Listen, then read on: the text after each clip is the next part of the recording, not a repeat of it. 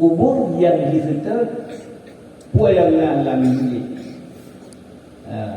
Kubur diserta asal.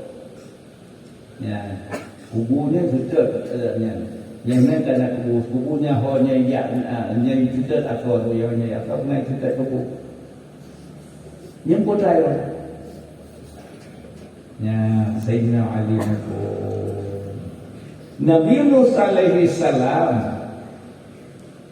Ya, puayang pulah dengan kaum hai pati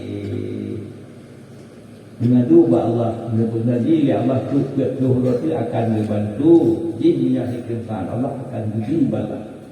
Orang yang pertama melemah muka, mirah muka, keluarganya pecah muka, yang tun awaikan akan tidak diganti. Tu lihat tu sekurang Nabi Yunus hai sabar.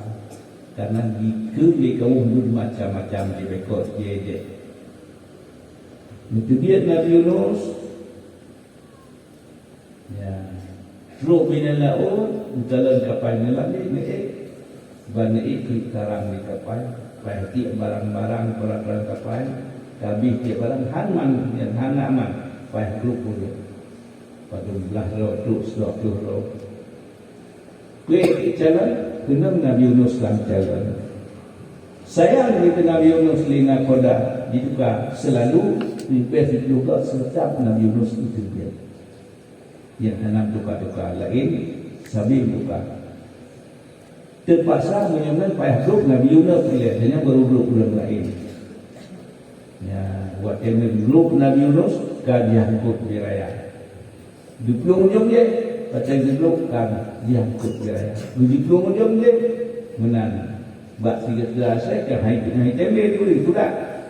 Lang abah ikut, lang keluar ikut. Ya, maksudnya nyo Nabi Yunus sebagai kita nyo nama keluar ikut sebagai kubur. Buat apa sekolah keluar ikut?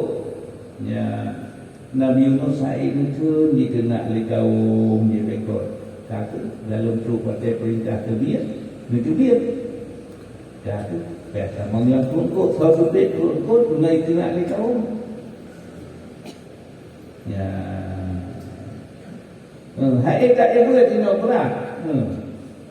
Rek juga dicong-cong dalam neraka semua hanya berat. Sobat nak ke neraka semua. Yang akhirat